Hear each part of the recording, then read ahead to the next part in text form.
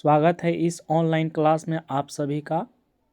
आज हम पढ़ने जा रहे हैं बुध ग्रह यानी मरकरी, जो UPSC, state PCS, BPSC, UP PCS, RPSC, MPSC, JPSC, SSC, CGL, railway, banking, दरोगा जैसे प्रतियोगी परीक्षाओं के लिए बेहद ही महत्वपूर्ण है। मैं आपको इस क्लास में सीधे एग्ज़ाम ओरिएंटेड और आसान भाषा में कॉन्सेप्ट समझाऊंगा ताकि आप रिवीजन के समय जल्द ही याद कर सकेंगे। आज का टॉपिक बहुत ही इंटरेस्टिंग है। इसे समझने के बाद आप एग्ज़ाम में 100% कॉन्फिडेंट फील करेंगे। तो चलिए शुरू करते हैं बुध ग्रह के बारे में। तो बुध ग्रह पहला कॉन्सेप्ट है जो exam UPSC, state PCS, BPSC, UP PCS, MPPSC, JPSC, RPSC, SPSC, SSC, railway, banking आदि सभी एग्ज़ाम के लिए बहुत ही, डिफेंस के लिए बहुत ही महत्वपूर्ण है। तो चलिए शुरू करते हैं। पहला कंसेप्ट है कि बुध यानी मरकरी वाणिज्य एवं निपुणता का ग्रह कहा जाता है। यानी बुध ग्रह को क्या कहा जाता है? वाणिज्य एवं निपुणता का ग्रह कहा जाता है। किस ग्रह को वाणिज्य एवं निपुणता का ग्रह कहा जाता है? तो बुध ग्रह को कहा जाता है। बुध ग्रह को यानी वाणिज्य एवं निपुणता का ग्रह किसे कहा जाता है? तो बुध ग्रह को कहा जाता है। बुध ग्रह को क्या कहा जाता है? तो वाणिज्य एवं निपुणता का ग्रह कहा जाता है। तो सीधे एग्जाम में पूछेगा कि वाणिज्य एवं निपुणता का ग्रह किसे कहा जाता है? तो बुध ग्रह को कहा जाता है।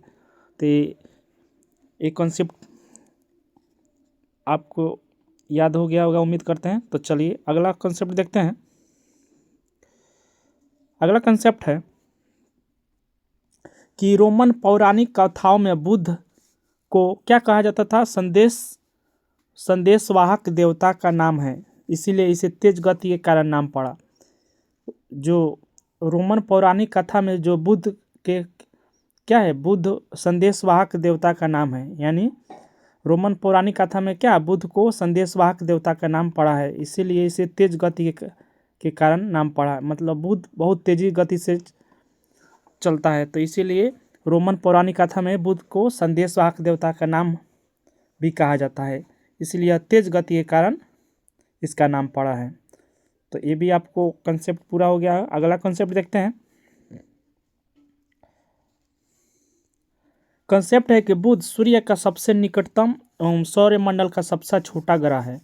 यानी बुध है सूर्य का सबसे निकटतम और सौरमंडल का सबसे छोटा ग्रह। यानी बुध है जो सूर्य का सबसे नज़दीक ही ग्रह है। सूर्य का सबसे नज़दीक ग्रह कौन है? तो बुध ग्रह है। बुध ग्रह है। सूर्य के सबसे नज़दीक ये ग्रह कौन सा है?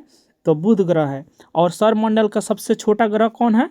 तो बुध ग्रह है। यानी कॉन्सेप्ट है कि बुध सूर्य के सबसे नज़दीक ग्रह है और सौरमंडल का सबसे छोटा ग्रह कौन है? तो बुध ग्रह है। ये भी आपको कॉन्सेप्ट उम्मीद करता हूँ कि आपको समझ आ गया होगा। अगला कॉन्सेप्ट देखते हैं। अगला कॉन्सेप्ट है कि बुध सूर्य के सबसे निकट है लेकिन सबसे गर्म नहीं। शुक्र सबसे गर्म तथा घने वायुमंडल के कारण होता है। यानी बुध सूर्य के सबसे निकट है लेकिन सबसे गर्म नहीं है। बुध जो है सूर्य के सबसे नज़दीक है लेकिन वह गर्म नहीं है। क्यों? क्योंकि वहाँ पे ज़्यादा घना वातावरण नहीं है। लेकिन शुक्र जो है सबसे गर्म होता है। ये आपको एग्ज़ाम इंटरव्यू में पूछ सकता है कि बुध सूर्य के सबसे निकट है लेकिन सबसे गर्म नहीं है, क्यों? तो आप एग्ज़ाम में बता सकते हैं कि घने वायुमंडल के कारण शुक्र ग्रह सबसे गर्म ग्रह है, इसीलिए शुक्र ज़्यादा गर्म है। और बुध सूर्य के सबसे निकट है लेकिन सबसे गर्म नहीं है। एक कॉन्सेप्ट आपको भी याद हो गया होगा, उम्मीद करता हूँ। तो अगला कॉन्सेप्ट देखते हैं।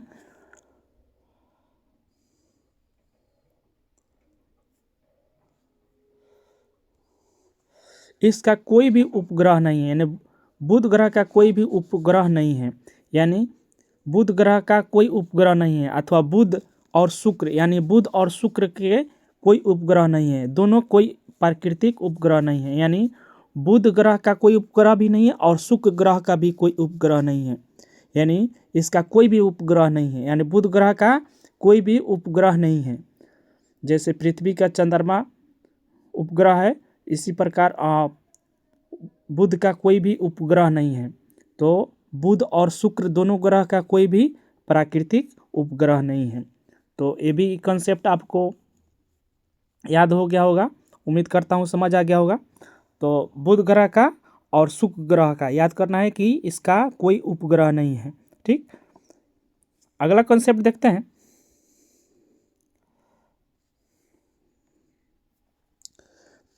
इसका परिक्रमण काल, यानी सूर्य की एक परिक्रमा में मात्र 88 दिन लगते हैं, यानी रेवोल्यूशन काल जो होता है इस सूर्य की एक परिक्रमा करने में सबसे कम समय में यह 88 दिन में पूरा कर लेता है। बुध कितने दिन में पूरा कर लेता है, यानी मरकरी प्लैनेट, तो 88 दिन में सूर्य की एक परिक्रमा करने में 88 दिन लगता है सबसे कम समय में, यानी परिक्रमण काल यानी रेवोल्यूशन यानी परिक्रमण काल। एग्जाम में सीधे पूछेगा कि सबसे कम समय में कौन परिक्रमण करता है सूर्य का, तो बुध करता है। परिक्रमण काल कितने दिनों में पूरा करता है, तो 88 दिन में पूरा कर लेता है। सूर्य की एक परिक्रमा में कितने दिन लगाते हैं, तो बुध, तो 88 दिन समय लगते हैं। और सबसे कम समय में बुध जो है परिक्रमण काल सूर्य की एक परिक्रमा 88 दिन में लगाते हैं और सबसे कम समय में लगाता है। उम्मीद करता हूँ कि ये भी कंसेप्ट आपको समझ आ गया होगा। अगला कंसेप्ट देखते हैं। अगला कंसेप्ट है कि घूर्णन काल यानी रोटेशन, एक दिन घूर्णन यानी पृथ्वी के 59वें दिन के बराबर होता है। जो मतलब घूर्णन रोटेशन जो करती है वो पृथ्वी के कितने दिनों, पृथ्वी के 59 दिनों के बराबर होता है। मतलब घूर्णन काल एक दिन होता है तो पृथ्वी 59 दिनों में पूरा करता है, यानी बुध का एक दिन और पृथ्वी के 59 दिन बराबर है। यानी घूर्णन रोटेशन जो है बुध का एक दिन रोटेशन करता है अपने अक्ष पे और पृथ्वी उसी को घूर्णन क्या करता है 59 दिन के बराबर होता है। जो घूर्णन यानी रोटेशन बुध का एक दिन होगा और पृथ्वी का 59 दिनों के बराबर होता है। उम्मीद है कि आपको ये भी कंसेप्ट समझ आ गया होगा। अगला कंसेप्ट देखते हैं। ये सभी एग्जाम के व्यू से बहुत महत्वपूर्ण है और इसे आप मेंस भी कहीं भी आप जब समझ आ गया होगा कहीं भी इसको जोड़ कर लिख सकते हैं। अगला कंसेप्ट देखते हैं। सूर्य और पृथ्वी के बीच स्थित होने के कारण बुध और शुक्र को अंतग्रह यानी इन्फीरियर प्लैनेट कहा जाता है। यानी सूर्य और पृथ्वी के बीच स्थित होने के कारण बुध और शुक्र को क्या कहा जाता है, अंत ग्रह कहा जाता है। यानी सूर्य और पृथ्वी के बीच होने के कारण बुध और शुक्र ग्रह को क्या कहा जाता है, अंत ग्रह कहा जाता है, यानी इन्फीरियर ग्रह कहा जाता है। तो सूर्य और पृथ्वी यानी हम लोग हैं जहाँ पे इसके बीच में होने के कारण बुध और शुक्र हैं, तो इस दोनों ग्रह को क्या कहा जाता है, अंत ग्रह कहा जाता है, यानी इन्फीरियर प्लैनेट कहा जाता है। एग्जाम में पूछेगा कि अंत ग्रह कौन कौन ग्रह है, तो इनमें से अंत ग्रह कौन कौन ग्रह को कहा जाता है, तो बुध और शुक्र को अंत ग्रह कहा जाता है। यानी ये सूर्य और पृथ्वी के बीच होने के कारण बुध और शुक्र ग्रह को क्या कहा जाता है, अंत ग्रह कहा जाता है। अंत ग्रह कौन कौन है, तो बुध और शुक्र ग्रह अंत ग्रह यानी इन्फीरियर ग्रह को कहा जाता है। बुध और शुक्र को अंत ग्रह कहा जाता है। उम्मीद है कि ये भी कंसेप्ट आपको समझ आ गया होगा। अगला कंसेप्ट देखते हैं। वायुमंडल के अभाव के कारण बुध पर जीवन संभव नहीं, यानी बुध पर वहाँ पे हम लोग नहीं रह सकते हैं, क्योंकि वहाँ पे वायुमंडल नहीं है, हम लोग ऑक्सीजन नहीं है, जो भी हम लोग दैनिक क्रिया में आवश्यकताएं हैं वो वहाँ पे नहीं है। तो वायुमंडल का अभाव है वहाँ पर, इसीलिए वहाँ पर जीना मुश्किल है, क्योंकि यह दिन के अति गर्म यानी 400 130 डिग्री सेल्सियस होने लगता है और रातें 180 डिग्री सेल्सियस हो जाती है। तो वायुमंडल के अभाव के कारण बुध पर जीवन संभव नहीं है, क्योंकि क्या गर्म 430 डिग्री सेल्सियस है और रातें 180 डिग्री सेल्सियस है। 430 डिग्री हम लोग को पृथ्वी पर यानी 50-60 जब ही ज़्यादा हो जाता है तो हम लोग को ज़्यादा गर्मी महसूस होने लगता है, हम लोग जलने लगते हैं। तो यहाँ पे 430 डिग्री है, इसीलिए यहाँ पर अति गर्म होगा और हम लोग सरवाइव नहीं कर सकते हैं इसीलिए। और बर्फीली भी रातें होती है, -180 डिग्री भी होती है माइनस में, जो वहाँ पे बुध पर जीना संभव नहीं है। तो उम्मीद है कि ये भी कंसेप्ट आपको समझ आ गया होगा कि वायुमंडल के अभाव के कारण बुध पर जीवन यानी जीवन व्यतीत करना संभव नहीं है। क्यों? क्योंकि वहाँ पे अति गर्म है, यानी 400 डिग्री सेल्सियस तक 430 डिग्री सेल्सियस तक गर्मी हो जाता है और जब रातें हो जाती हैं तो वहाँ पे माइनस में 180 डिग्री सेल्सियस तक पहुँच जाता है। इसीलिए बुध पर जीवन संभव नहीं है। ये भी उम्मीद है कि आपको ये कॉन्सेप्ट समझ आ गया होगा। अगला कॉन्सेप्ट देखते हैं। अगला कॉन्सेप्ट है बुध ग्रह के चारों ओर कोई वलय यानी रिंग्स नहीं पाए जाते हैं। यानी बुध ग्रह के चारों ओर क्या कोई वलय नहीं पाए जाते हैं। बुध ग्रह के चारों ओर कोई वलय यानी रिंग्स नहीं पाए जाते हैं। बुध इनमें से कौन से ग्रह के चारों ओर वलय नहीं पाए जाते हैं? तो बुध ग्रह के चारों ओर वलय नहीं पाए जाते हैं। तो बुध ग्रह के चारों ओर वलय नहीं पाए जाते हैं। ये भी आपको कंसेप्ट में समझ आ गया होगा। तो आप कमेंट में बताइए किन किन ग्रहों के चारों ओर वलय पाए जाते हैं। अगला कंसेप्ट देखते हैं।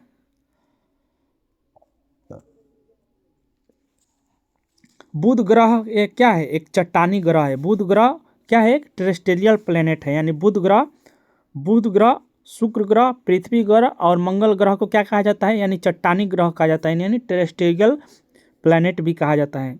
पूछ देगा कि एग्जाम में 1 नंबर करके कि चट्टानी ग्रह इनमें से कौन कौन से है? तो बुध, शुक्र, पृथ्वी और मंगल। तो ये चट्टानी ग्रह आपको समझ आ गया होगा कि बुध, शुक्र, पृथ्वी और मंगल। बुध, शुक्र, पृथ्वी, मंगल। चट्टानी ग्रह किसे कहा जाता है? तो बुध ग्रह को, शुक्र ग्रह को और पृथ्वी और मंगल को चट्टानी ग्रह कहा जाता है। तो बुध ग्रह को चट्टानी ग्रह भी कहा जाता है, यानी बुध ग्रह भी चट्टानी ग्रह है, यानी टेरेस्ट्रियल प्लेनेट है। अगला कॉन्सेप्ट देखते हैं।